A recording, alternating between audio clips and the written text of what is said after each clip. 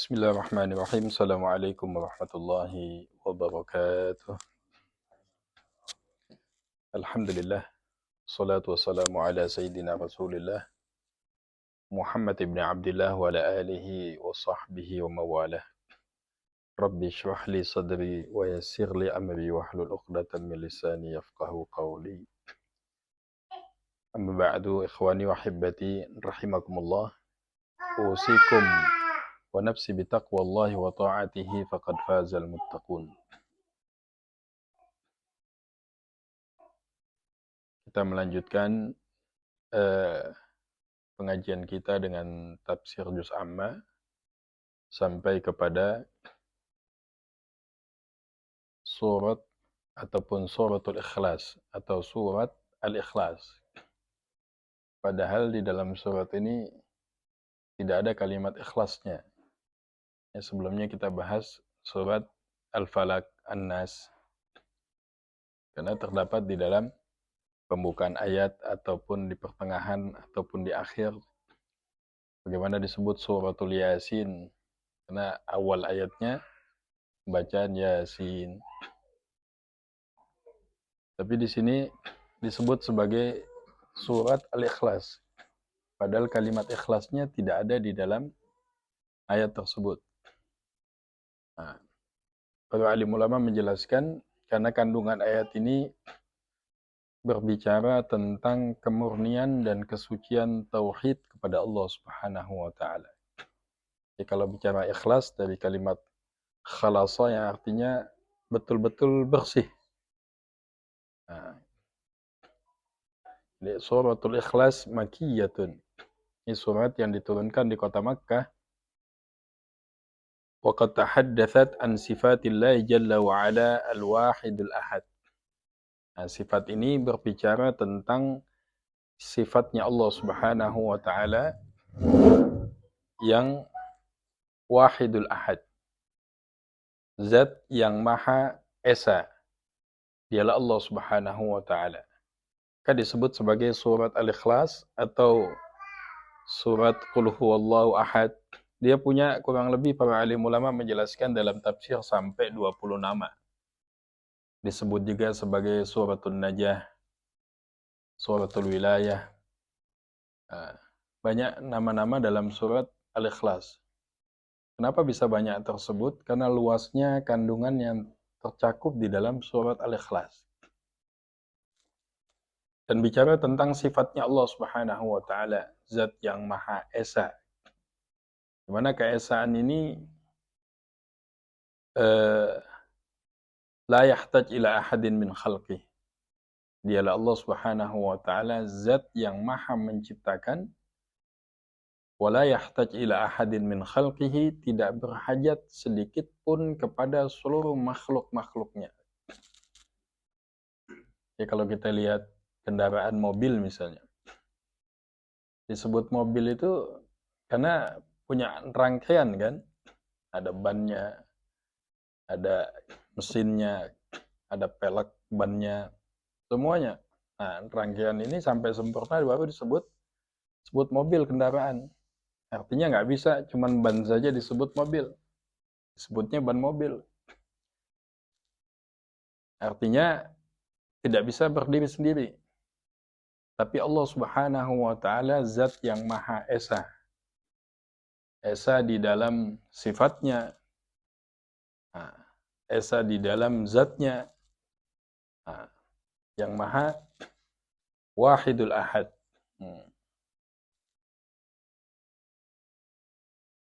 Sababun nuzul, apa sebab turunnya daripada ayat ini? Ruwiya anna ba'dul musyrikin, sungguhnya diriwayatkan sebagian orang-orang musyrik, orang-orang kafir ketika itu ja'u ila Rasulillah sallallahu alaihi wasallam, dia datang kepada Rasulullah. Nah, biasa nih kelakuan orang-orang kufar, orang-orang kafir, orang-orang Yahud. Datang tuh suka ngetes Nabi, suka nanya. Dan pertanyaan ini bukan untuk mengetahui tentang keagungan dan keesaan Allah, tapi datang tujuannya untuk ngetes. Datang kepada Rasulullah sallallahu alaihi wasallam, faqalu ya Muhammad sif lana rabbak. Ya Muhammad, coba sifati kepada kami Tuhanmu itu. Amin dhahabin huwa, amin fiddah. Ya dari emas, dari perak, atau dari apa? Hmm, Coba tanyaannya. Hmm, Dari apa sih bentuk Tuhanmu itu? Fanazalat Allah Subhanahu wa taala turunkan surat Al-Ikhlas. Qul huwallahu ahad. Allahus samad, lam yalid wa lam yulad wa lam yakul lahu kufuwan ahad. Hmm. Kita insyaallah kita baca tafsirnya. Mudah-mudahan Allah berikan pemahaman dan kemanfaatan di dalam tafsir surat Al-Ikhlas ini. Bismillahirrahmanirrahim. A'udzu billahi samil alim minasy syaithanir rajim. Bismillahirrahmanirrahim. Qul huwallahu ahad. Allahus samad. Lam yalid wa lam yulad wa lam yakul lahu kufuwan ahad. Shadaqallahul azim. Di sini jelaskan qul huwallahu ahad. Ay qul ya Muhammad li haula'il musyrikin al mustahzi'in. Di kalimat qul di sini Allah mengatakan qul, katakanlah wahai kekasihku Muhammad. Jadi khitabnya ayat ini ditujukan kepada Rasulullah sallallahu alaihi wasallam, ya Muhammad, katakan olehmu kepada haula, orang-orang musyrik dan orang-orang yang mengejek agama Allah Subhanahu wa taala. Apa yang disuruh sampaikan? Inna rabbil ladzi a'budu, sesungguhnya Tuhan yang saya sembah, kata Nabi sallallahu alaihi wasallam, dan Tuhan yang saya ajak kalian untuk menyembahnya, kata Nabi. Huwal wahidul ahad. Dia Tuhan yang Maha Esa,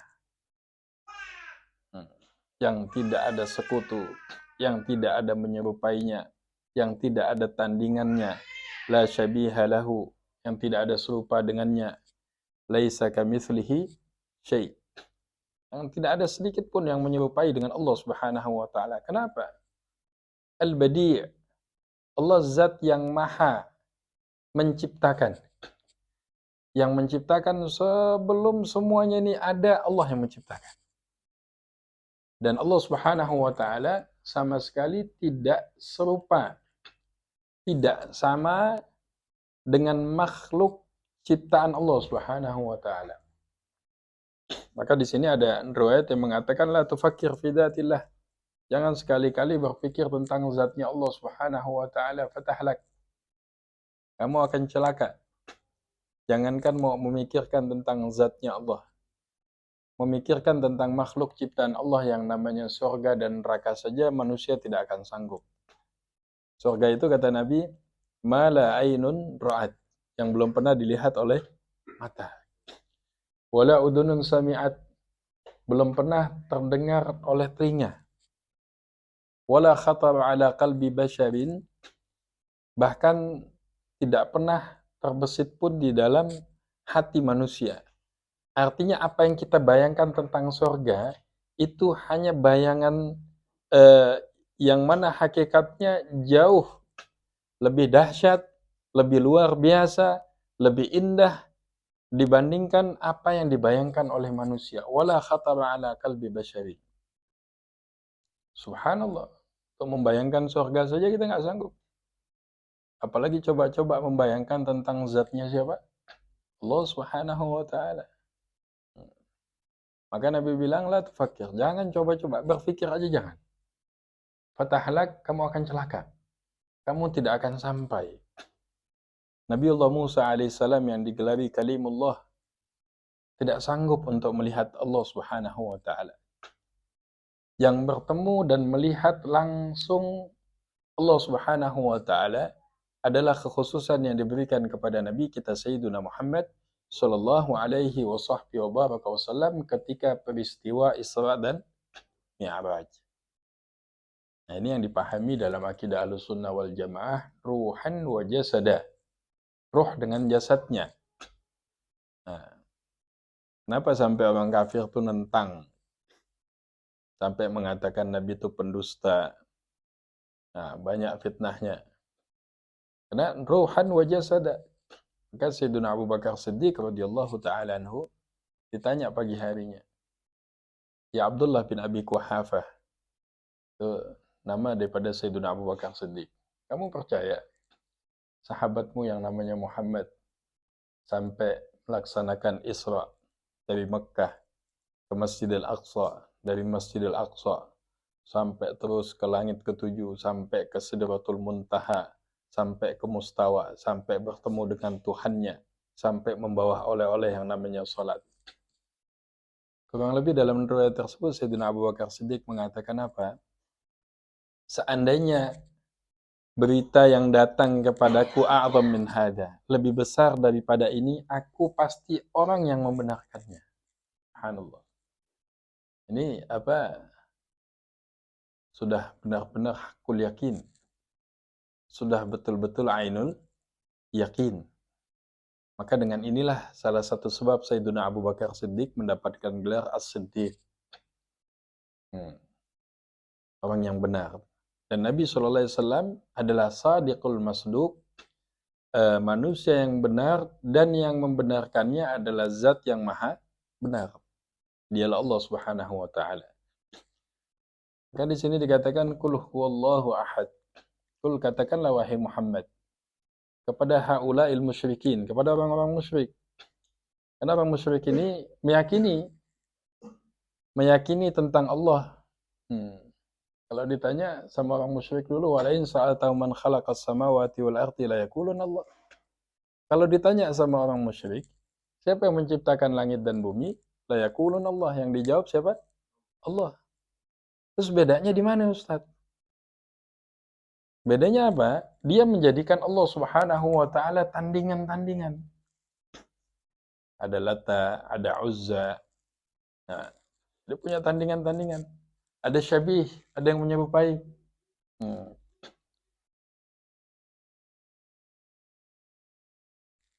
La syarikalah, tidak ada sekutu baginya. Ini masih dalam qul huwallahu ahad ya. Wala syabiha lahu wala nadhir. Tidak ada yang serupa. La fi dzatihi, baik di dalam zatnya, wala fi sifatihi, dia esa di dalam zatnya, esa di dalam sifatnya. Ini kalau udah esa, tidak ada satupun. Kalau dibilang misalnya, nih Bang Herman datang ke sini, ada siapa di sana? Nah, nggak ada seorang, cuma nggak ada satu orang. Nggak ada satu orang, bisa jadi yang datang berapa? 2, 3, 4. Ustadz, di masjid itu tidak ada seorang pun, hanya fulan. Artinya di situ menandakan apa? Tunggal. Tidak ada sekutu baginya. Maha Esa. Tidak ada yang serupa baginya. Tidak ada yang sama. La niddan lahu. Nah, jadi kalau kita katakan qul huwallahu ahad, dialah Allah, zat yang Maha Esa, Tuhan yang Maha Esa, yang tidak berhajat dengan apapun bentuknya. Ini kita punya cincin nih, kalau batunya copot atau sepotong nih, udah nggak cincin sempurna lagi. Ya, kalau ada batunya lengkap semuanya disebut cincin.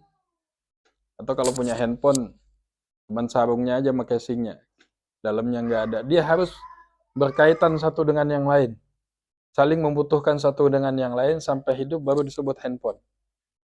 Dan Allah Subhanahu wa taala jelaskan dengan tegas, Allah Subhanahu wa taala esa di dalam sifatnya, esa di dalam perbuatannya, esa di dalam zatnya.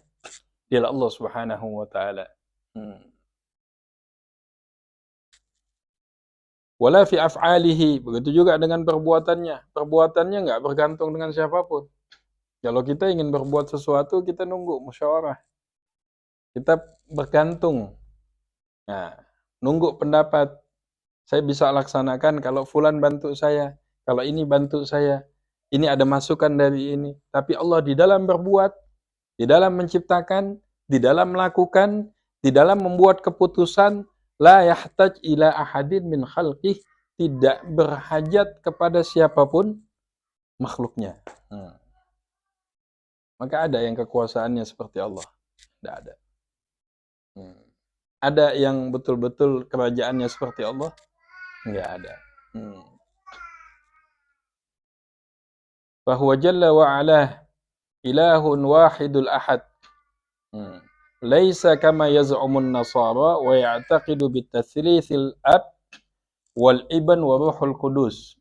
Beda dengan orang-orang Nasara yang meyakini trinitas ataupun tatslits.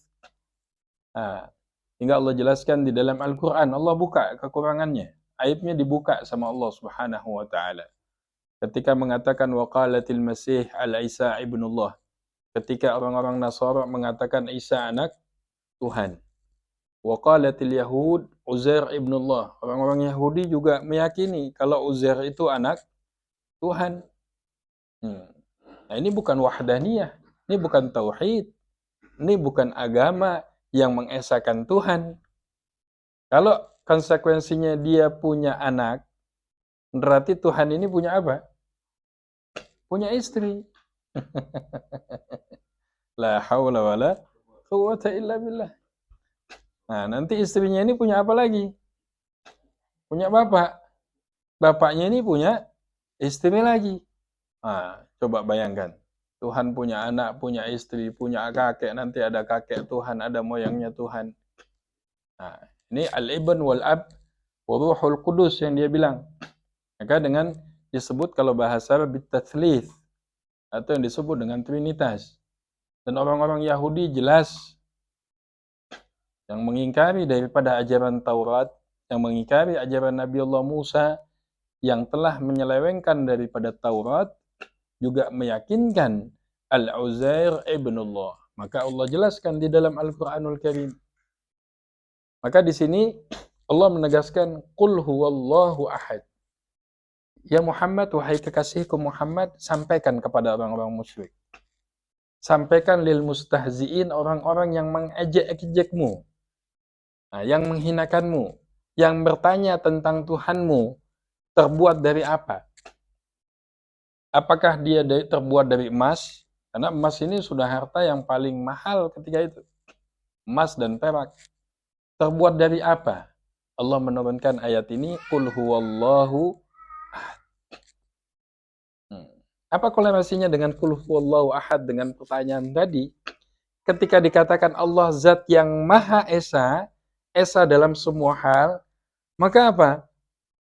Yang namanya Tuhan yang maha segalanya tidak berhajat dengan apapun dan tidak serupa dengan seluruh makhluk ciptaannya. Antum tidak bisa serupakan dengan emas, nggak bisa serupakan dengan perak, nggak bisa serupakan dengan matahari, nggak bisa serupakan dengan bulan, tidak bisa antum serupakan dengan dunia beserta isinya. Dialah Allah Subhanahu wa ta'ala. La ilaha illallah. Wala kama ya'taqidul musyrikun bita'addudil alihah. Juga bukan seperti apa yang diyakini orang-orang musyrik. Tuhan itu banyak. Ini ada satu kelurahan, lurahnya 2. Kira-kira jadinya apa itu? Atau satu rumah tangga, suaminya 2 atau 3. Yang ada apa? Keributan. Atau satu negara presidennya 2 dan 3. Jadi ketika yang satu bikin keputusan, enggak, ini begini, yang satu bilang, aneh, enggak setuju. Kebayang enggak kalau di dalam Tuhan ini aja alal alihata ilahan wahida, dulu orang-orang kafir tuh ngejek Nabi. Ya Muhammad, aja alal alihata ilahan wahida. Kami punya Tuhan 360 aja enggak bisa nyelesain masalah.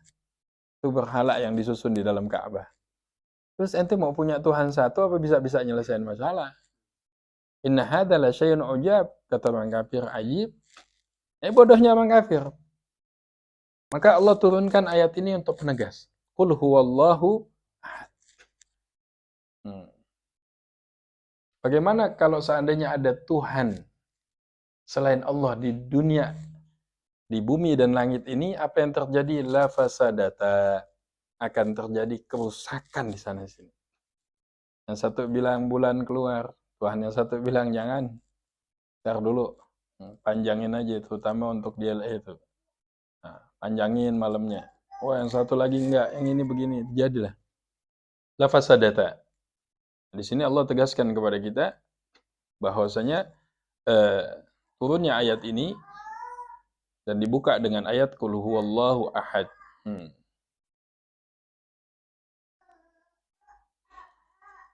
Kemudian yang berikutnya Allah mengatakan Allahus Samad.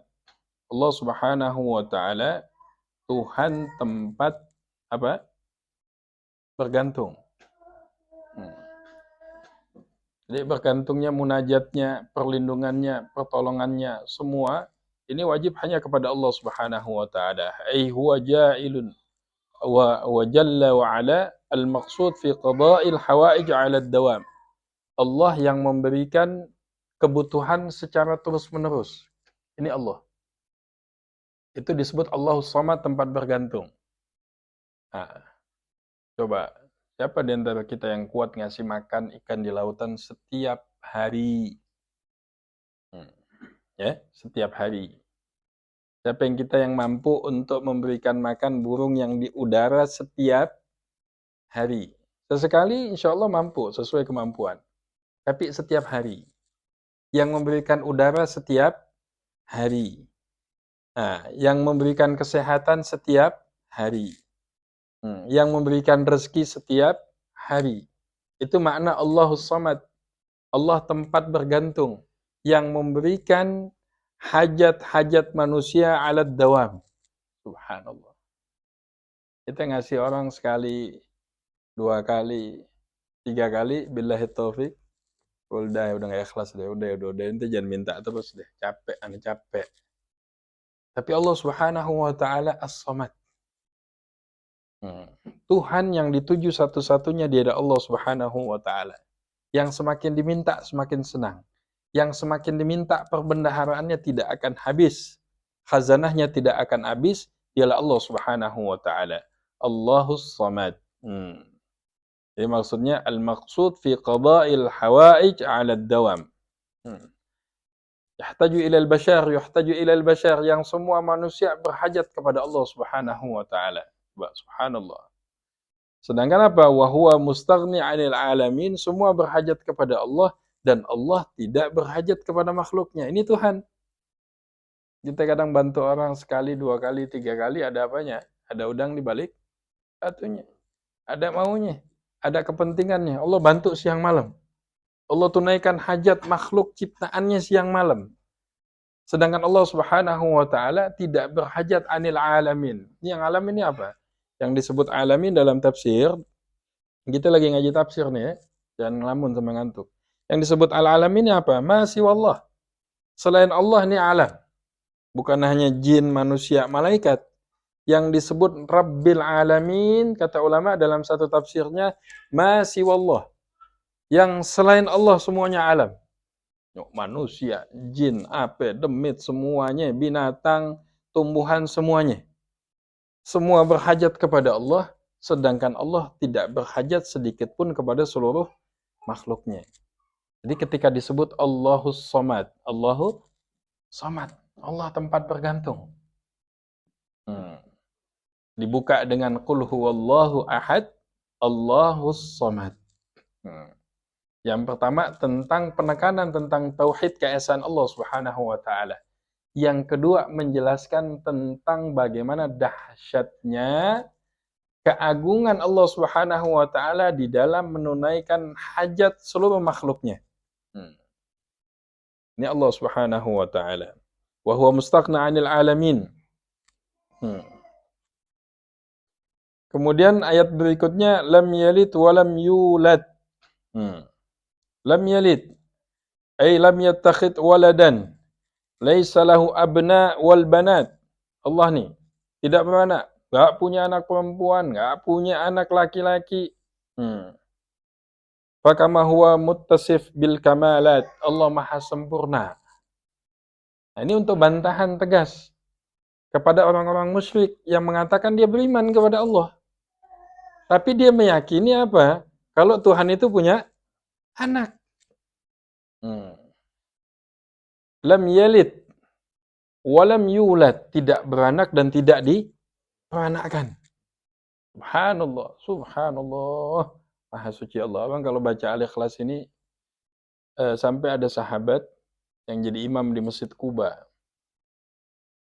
Dapat laporan Nabi SAW, ya Rasulullah, ini fulan kalau imam selalu baca Al-Ikhlas ya Rasulullah.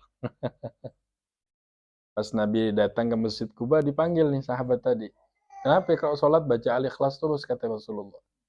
Ya Rasulullah, karena di dalamnya ada sifatul Rahman, ada sifat-sifat ya Allah yang saya cinta dengannya. Apa kata Rasulullah?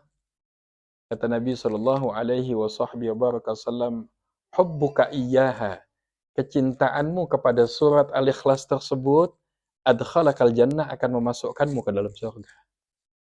Subhanallah. Jadi ada laporan dari sahabat. Ini fulan kalau imam ya Rasulullah, nggak baca surat Al-Ikhlas, mesti ada Al-Ikhlasnya. Nabi tanya kepada sahabat tadi, ya Rasulullah, saya cinta ya Rasulullah, karena di dalamnya sifat Rahman. Ada sifatnya siapa? Allah Subhanahu wa taala. Al-Ahad, As-Samad, lam yalid wa lam yulad. Tidak beranak dan tidak diperanakkan. Dan kita bersyukur kepada Allah, Allah berikan taufik dan hidayah kepada kita menjadi pemeluk agama Islam. Agama yang benar-benar mentauhidkan Allah, hanya dinul Islam. Ialah Allah Subhanahu wa taala. Lam yalid wa lam yulad. Jadi tidak beranak dan tidak diperanakkan. Qala al-mufassirun, berkata ahli tafsir, wa fil ayah raddu ala kulli man ja'alahu Allahu waladan. Ini bantahan terhadap orang yang menuduh Allah Subhanahu wa taala itu punya anak. Atau ada lagi yang mengatakan bahwasanya malaikat itu banatullah. Ini orang-orang kafir menuduh malaikat itu katanya anak-anak perempuannya Tuhan. Kal yahud fi qaulihim, seperti orang-orang Yahudi di dalam ucapan mereka. Nggak ada Allah tutupin. Allah buka kelakuannya orang Yahudi. Allah buka nih kelakuan orang Yahudi. Apa? Uzair ibn Allah. Dia bilang, mengatakan Uzair anaknya siapa? Uzair anak Allah. Faraddallahu ta'ala wan Nasara, dan juga orang-orang Nasara fi qaulihim, di dalam ucapan mereka Al-Masih ibnullah. Dia mengatakan bahwasanya Al-Masih, yaitu Isa bin Maryam, adalah anaknya Allah Subhanahu wa taala. Wa iyadu billah. Wa kal musyrikil Arab fi za'mihim. Dan juga sebagaimana yang diyakini daripada orang-orang musyrik Arab ketika itu, yang mengatakan al-malaikata banatullah. Mereka mengatakan malaikat itu anak-anak perempuannya Allah Subhanahu wa taala. Faraddallahu ta'ala ala jami', Allah bantah semua tuduhan mereka dengan mengatakan lam yalid wa lam yulad. Li'annahu laysa lahu walad, li'anna al-walad la budda an yakuna min jinsil walidih. Kalau dibilang Allah punya anak, nanti anak ini dari jenis apa? Model bapaknya. Berarti bapaknya apa? Punya istri. Wallahu ta'ala azali qadim. Allah Subhanahu wa ta'ala zat yang maha segala-galanya. Qadimun awwalun. Laisa kamitslihi syai' fala yumkin an yakuna lahu walad. Wa li'anna al-walad la yakunu illa liman lahu zaujah. Punya anak kecuali berarti apa? Ini punya ada suami istri. Wallahu ta'ala laisa lahu zaujah. Allah enggak punya istri. Maka ayat ini ketika kita pahami dengan mendalam, ketika baca qul huwallahu ahad, Allahus samad, lam yalid wa lam yulad, wa lam yakul lahu, ayat berikutnya, kufuwan ahad. Wa lam yakul lahu kufuwan, ay wa laysa lahu jalla wa ala mathilun wala nadhirun wala syabihun ahadun min khalqih. Tidak ada yang serupa setara dengan Allah Subhanahu wa taala. Nah, kan kalau Allah punya sifat dalam Asmaul Husna ya. Misalnya Alim. Alim ada yang tahu artinya apa? Maha mengetahui. Orang juga kalau pintar disebut orang alim. Ini orang alim nih, Masya Allah, punya ilmu. Anda tanya, apakah ilmu yang dimiliki manusia sama dengan ilmu yang dimiliki Allah? Walaupun serupa dalam bentuk tulisan, serupa dalam bentuk lafaz, tapi hakikatnya jauh berbeda. Ini anak-anak siapa yang kasih makan asbabnya? Oh, suami. Apakah rezeki yang diberikan seorang ayah kepada anak-anaknya sama dengan rezeki yang Allah berikan kepada makhluk-makhluknya? Tidak. Maka di sini apa? Walam yakul lahu kufuwan ahad. Tidak ada yang serupa. Allah raja di raja. Allah berkuasa, maha berkuasa. Maka Asmaul Husna ini kalau diterjemahkan dalam bahasa Indonesia, dia diucapkan pakai kalimat maha. Maha agung, maha kuat, maha berkuasa, maha kaya, maha segala-galanya. Karena kekuatan manusia ini apa? Terbatas. Fulan ini kuat dalam satu bidang. Dalam hal yang lain dia apa? Lemah. Tapi kekuatan Allah Subhanahu wa taala, Allah Subhanahu wa taala maha kuat dalam segala hal. Allah maha kuat dalam kondisi suasana dan keadaan apapun. Itu yang disebut dengan maha kuat. Maka disebut maha raja. Rajanya diraja. Kenapa? Di langit Allah rajanya, di bumi Allah rajanya, di lautan Allah rajanya, di daratan Allah rajanya, di kalangan bangsa jin Allah rajanya, di kalangan manusia Allah rajanya. Malikul mulk. Ketika seorang membaca Qul huwallahu ahad, Allahus samad, lam yalid walam yulad walam yakul lahu kufuwan ahad. Maka ini ayat Nabi SAW menjelaskan dalam hadis suratul Ikhlas ta'dilu thuluthul Quran. Membaca surat Al-Ikhlas seperti pahalanya membaca sepertiga daripada Al-Quran. Jadi kalau orang yang bacanya 3 kali dalam mafhum hadis ini, maka pahalanya seperti mendapatkan pahala menghatamkan Al-Quran. Dan ini menjadi ayat benteng. Sama seperti Ma'udhatin, Al-Falaq, dan An-Nas. Kenapa?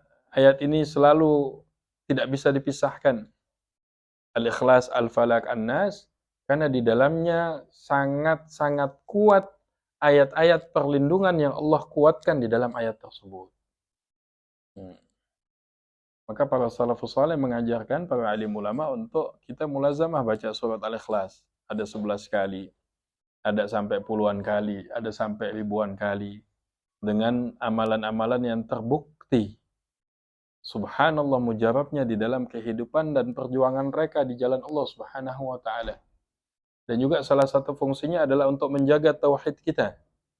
Ini kita jaga pagi, petang, siang. Jangan lepas dari kalimat suratul Ikhlas. Simpel 4 ayat. Qul huwallahu ahad.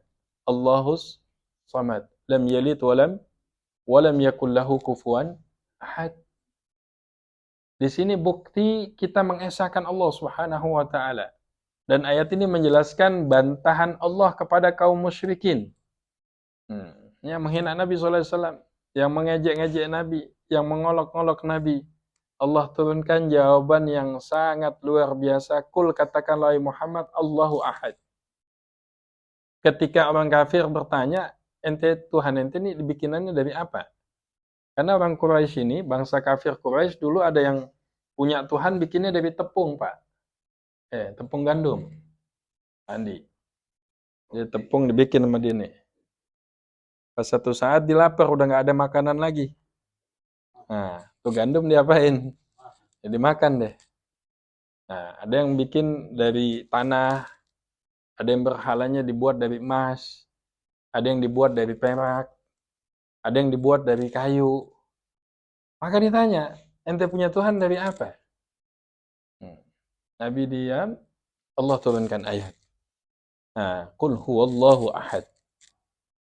Jadi kita dalam dakwah ketika kita melihat di lingkaran kita adanya orang-orang wa'iyadzubillah yang belum beriman kepada Allah, yang disiarkan di dalam dakwah kita sampaikan baik di hati kita dan keluarga kita dan seluruh kawan-kawan kita, Allahu ahad. Allah zat yang Maha Esa. Esa di dalam zatnya, esa di dalam perbuatannya, esa di dalam tingkah lakunya. Allah Subhanahu wa taala adalah zat yang tidak berhajat kepada seluruh makhluk-makhluknya. Hmm. Maka ini ayat Makkiyah, turunnya di kota Makkah. Nah, Al-Falaq, Al-Ikhlas, An-Nas. Nah, ini tiga surat ini tidak pernah lepas untuk menjadi benteng penjagaan kita dalam amaliyah setiap hari. Dan kita minta kepada Allah mudah-mudahan sifat yang terkandung di dalam surat ini Allah Subhanahu wa taala tanamkan dalam keimanan sehingga tauhid kita insya Allah semakin hari semakin baik dan Allah Subhanahu wa taala wafatkan kita dalam kondisi kita memiliki hakikat kalimat tauhid, kalimat la ilaha illallah. Mudah-mudahan ada manfaatnya. Barakallahu fikum. Subhanakallahumma bihamdika. Asyhadu an la ilaha illa anta astaghfiruka wa atubu ilaik. Billahi taufiq wal hidayah wal afu minkum. Assalamualaikum warahmatullahi wabarakatuh.